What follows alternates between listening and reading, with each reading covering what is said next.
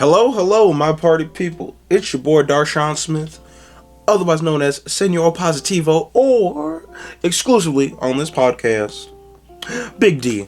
And you're watching and or listening to episode 21 of the Positivity Hour. So let's get straight into it.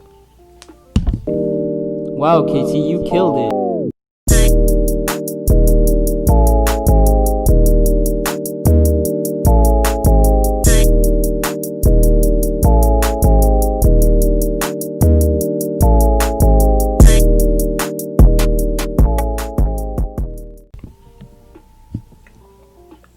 Okay, we're going to turn this lo-fi jazz hip-hop off before we get copyrighted. I'll add my own free music in after the fact, I guess. But, we got a good one today, y'all. And you may be like, oh, why is he posting on a Wednesday? I thought he only did that on the weekend. But, no, I said last year, not everyone, watches last year or listens or whatever, Maybe I never even put it on the podcast. And it's funny because it pertained just to this. I said I'd, if I was feeling it or if I had something to talk about, I'd post more than one day. And that other day would probably be Wednesday. So, and today's Wednesday. And then something big happened yesterday. But as you can see in the title is "The World as We Know It Has Changed Today." Because, although it happened yesterday, it was confirmed today. So we'll say the world changed today. And you may be like, wow, Darshaun, what are you talking about? Well, if you live in the U.S. At all, you don't live under a rock, we got a 50-50 in the Senate, people. And that means the House done be blue. The presidential executive branch done be blue. And now the senatorial part, the constituents across the way, not the aisle, across the way, are now blue. So we gonna talk about this. We're gonna talk about the American people, about the two senators in particular, what that means for the rest of the country, what that means for the world, because this has real world implications. Yes, indeed. How long can we expect this to last? And then we're gonna wrap it all up. But first, we gotta start with the greeting. So I'm your host, Iowa boy. We got Martian girl back there, doggy, homecoming king. I'm just joking, okay?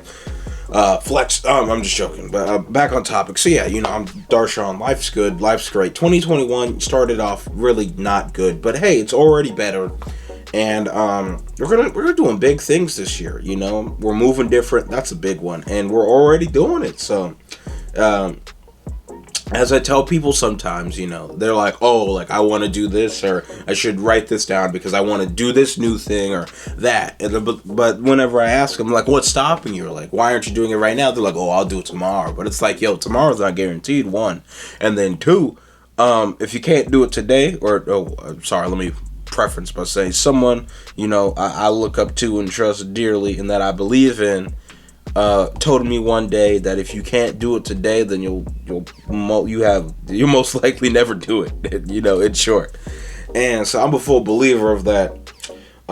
It is definitely achievable to do something later, have a better year than 2021, not on the first day, but it is a lot easier and a lot more true to yourself if you can, set a goal and then achieve it from the second after you set it, The reason why 2020 started rough was completely out of my control, but what I can control, we're working on. Big thing here, be more consistent, provide more quality content. Ooh, excuse me, I apologize. Oh, wait till I get the new mic set up and everything. I'm gonna get some ASMR in this joint. You're gonna love it. But moving on. So, greeting over. Let's talk about the American people. So, the American people in particular that we're gonna talk about today happen to live within the state boundary of Georgia. And I don't have the exact numbers now, but through watching many live streams and reading many articles from all types of sources, conservative and liberal and everything else in between and outside of that, surprisingly, the numbers are in, and the people who voted in this election, there were a decent amount of people who didn't vote before in the presidential general election, that voted now, which is good, meaning some of them probably turned 19, or not 19, turned 18 so they could legally vote now or something like that, or some of them just felt compelled to do it this time, you know. Other reasons, or other things to note, that like I think I heard in most places there was still like 97% of like the people who voted in the general election came back, and in some places even more, and in those places even more, they were in the cities in the suburbs that tend to vote Democratic or whatever. So talk about the American people in whole, like all Georgians, let their voices be heard, even the Republicans, and let their voices be heard, even though their leadership was sending mixed messages. And I feel like ultimately that's what lost them the race, as Brian Tyler Cohen said. How exactly do you expect to win an election that you have put so much distrust in, and expect a different result? It came out in polling that like 56% of voters, in Georgia, that's over that, like that's the majority, almost a super majority by the Senate's rule, but that ends today. We'll talk about that later. A majority of people in... That's so weird. My camera and everything just stopped for some reason. But back on topic. The majority of people said they don't appreciate the type of rhetoric people on the right were using. In terms of like trying to get them relief per se, and their election integrity, and much more. But ultimately, like I had said before, that was their demise. Now, moving on to these two new senators, they were elected by the people. The people, like this ties in the first point here, the people let their voices be heard. And for you to like say that is invalid or inaccurate is just ludicrous. Wow, I'm using big words now that I don't normally use. It's absolutely flabbergasting, And once again, I watched Brian Tyler Cohen a lot, and he did say a lot yesterday that like even though everything will be blue for the next 2 years, don't get it twisted. I am not super liberal, and I will call a Democrat out when they ain't doing their job, and I as well.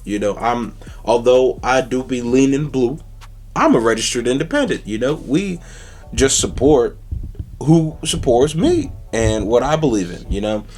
And so far as the blue people. So back on topic though, these two senators were duly elected by their constituents, and we got John Ossoff, the Jewish man, son of immigrants, elected in the South of the United States of America. And for the Reverend Raphael Warnock, he put on Instagram last night saying the other day, because this is America, the 82-year-old hands that used to pick somebody else's cotton went to the polls and picked her youngest son to be a United States senator, And I feel like ultimately Raphael Warnock being the first black senator elected in the South where slaves were is the American dream. Okay, that is like almost as big, if not even bigger, than like Obama becoming president, in 2009 or 2008. So that's like same level stuff right there. Like we are making waves, and this means a lot for the rest of the country, and that's my next transition. What are the real world implications for the rest of the country? Well, Raphael, his race has been called. John is ahead by 16,000 votes, more than the 11,780 that Donald Trump was magically looking to add. So, bam, that's all I'm gonna say. Maybe through all of that commotion, he pushed even more people away from his party. And moving on though. the two senators, and what that means for the, real world implications for the country. Reverend Raphael Warnock said straight up that the first thing he's looking to do is to get the coronavirus pandemic under control. Simply like, we just need to take it serious. We need to get the bread, and we need to accomplish these goals so one day we can, in fact, be able to go outside, go to a sporting event, without a mask and not worrying about, getting corona. And a lot of that has to do to, with like the relief to people who need it. And, I just don't understand, especially like, even if they lied about it, why couldn't the Republicans at least like say they supported relief to the people? Because like they supported relief to the people, but only the people who have the same bank accounts as them. And as Warnock said, I grew up in public housing, and it's an honor that the people of Georgia have elected someone who, in some ways looks like them and has gone through the same situation they're currently in, So he's like, I got their personal best interest at heart. And like, that's my favorite thing about senators or just elected officials, who grew up in hardship, is that like they know what it is, or they know what it's like to, be counted out and to be living, not even paycheck to paycheck, just they're just surviving, just barely. So whenever they get into a position of power, they do what they have to do to, support and better the lives of the many people that they represent. And same thing goes for John. Don't think I'm just, looking at this from a, perspective just because. Yeah, I don't know what's going on with my camera. I might have to like put a new battery in, restart it. But back on topic. Like I was saying, we support John too. Like I said, John family came from a family of immigrants, to the United States. He's Jewish, from the South, So like there's a lot of firsts being happening, and they got their constituents and the people who look like them, in their mindsets first. But they're not also gonna be one-sided partisan hacks like some people on the right. They're going to do exactly what Joe Biden is doing. And it doesn't matter if you voted for me or you voted against me. I represent you, and I want to improve your life in some way, shape, form, or fashion. Now, what this means for the rest of the country is, in some cases, like they said they want to, work on like reproductive rights, for like women or something. I don't get why people want to take that away. Yes, you may not believe in it. You may not support it for like religious reasons or whatever. But so in the so-called country, greatest country in the world, I don't think it's exactly right for one to implement or force upon others their religious beliefs, since that's literally the whole reason why the American colonies and eventually leading to America had started. To exit that religious persecution per se. So we hope, because this is point the second point from the end, how long do we expect this change to last? We got 2 years, okay, and we need to be firing out these perma laws like faster than like a Tommy gun, okay. Like we need to go. And it's not like we need to repeal stuff that Donald did or this or that. Yeah, we might rejoin the Paris Climate Agreement. But I'm just saying, like, if you want, like, lasting, like, decriminalized at the federal level marijuana, per se, or something like that. We're not talking about legalization. That's a whole nother thing. But it's, like, decriminalized, since that in itself affects, people of color, as in black people, at a exponentially different rate than anybody else. And then other just basic rights, like the Voting Rights Act, that will make it, so where you can't, make it more difficult in a representative democracy for people to voice their opinions, especially in large urban areas, just because that they don't vote with your party, something like that. I just don't understand why we should make it harder to vote in a country to where we say it values so much an individual's, you know, innate right and to vote, you know. So it's like I just don't understand where you're coming from. So, you know, these two senators for the rest of the country, we got some things to do, and we got the time and actual power to do it. So it'd be a shame if Biden's first 100 days didn't look even better than Obama's. You know, Obama wanted to do more. He wish he could have did more, but at the same time, you know, he was the first black man, so you gotta you know, tread lightly. Because imagine if Obama did what Trump did, he would have been hanging from a tree in the White House. But you know, and that's not a hot take. Well, okay, that's an extremely hot take. But at the same time, that's a very realistic hot take for the people listening around the world. You know, the couple people that actually do. America is still not good. Like, let's try this again. Like I was saying, it's scary to walk outside.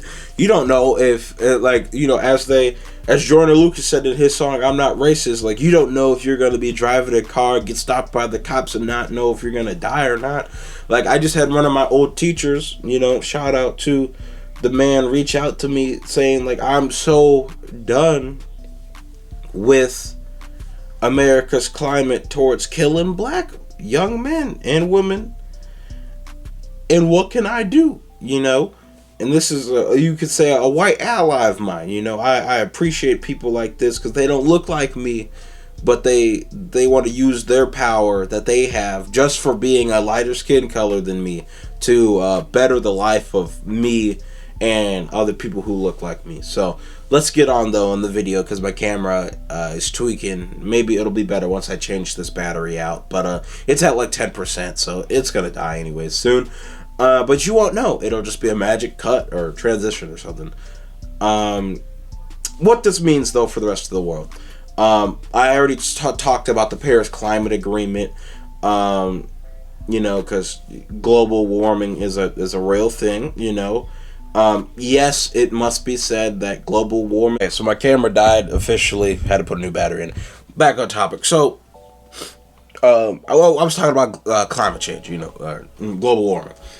Yes, technically global warming it happens naturally in our world, whether humans have anything to do with it, but, you know, usually it happens over millions of years, you know.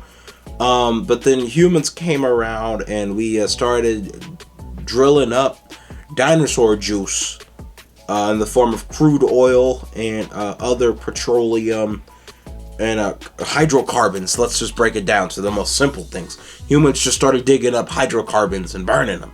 So where this would normally be a millions-year process, it's now a couple hundred-year process, which in the grand scheme of things is like not even, it's like 0.00001 of a second in the grand scheme of things, which is even shorter than the millions of years, which would have been like 1 of a second, you know, because billions of years of existence, you know what I'm saying? Now, back on topic, for more implications of what this means for the world. It means, you know, finally, we hopefully won't have a president that, you know, is the laughing stock of other countries. Literally, the other day, the leader of Scotland was roasting Donald Trump.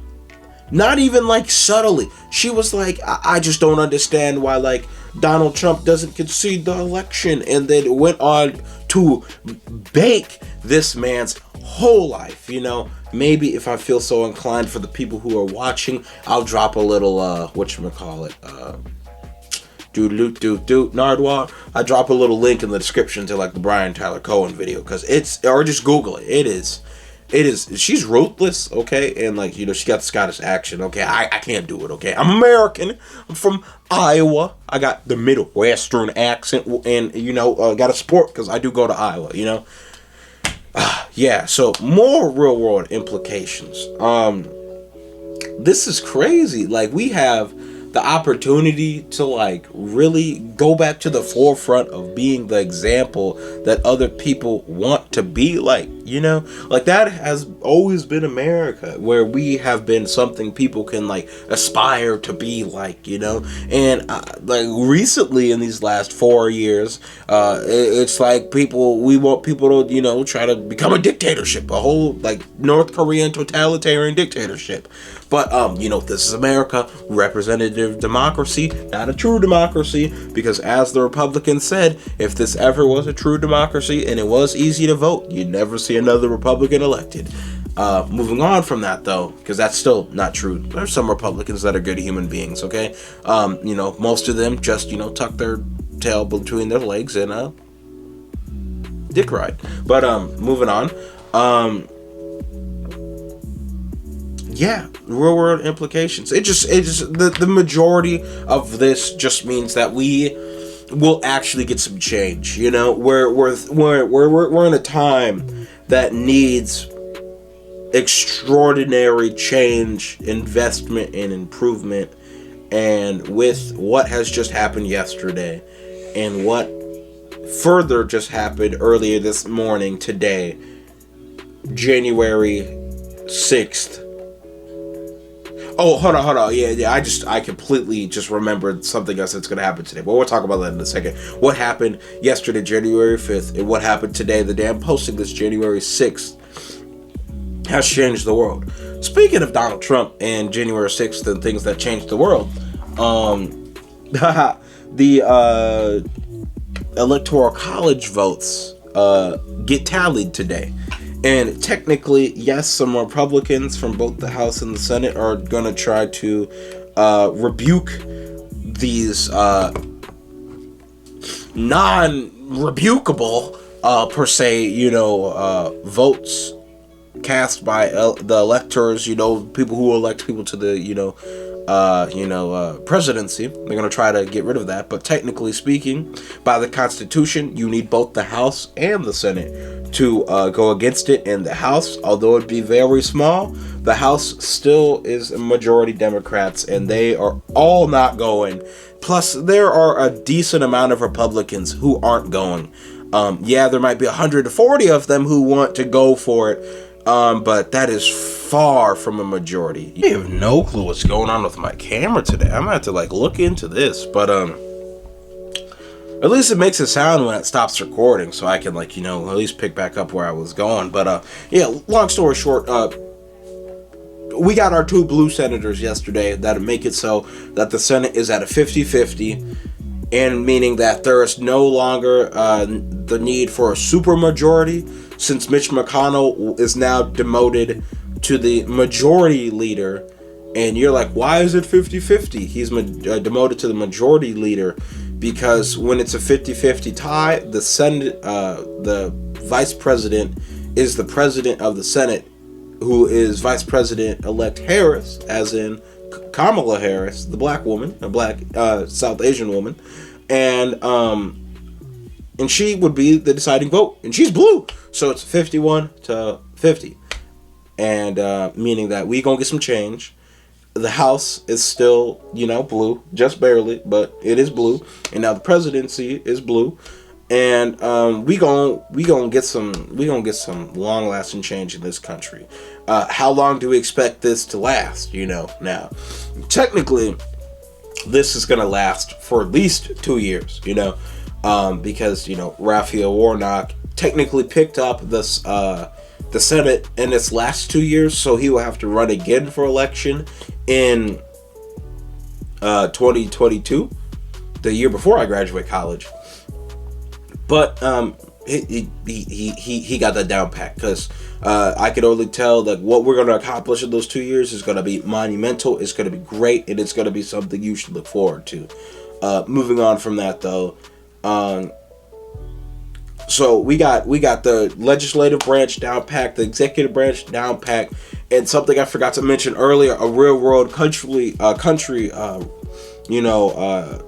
implication of what this means. It means we can expand the court, you know, And you may be like, oh, like expanding the court is bad and this and that. It's like, you got to realize though, the reason why we have 9, United States Supreme Court justices is because we used to have 9 like federal court districts.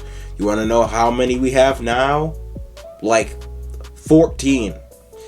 And meaning that 5 magically were added.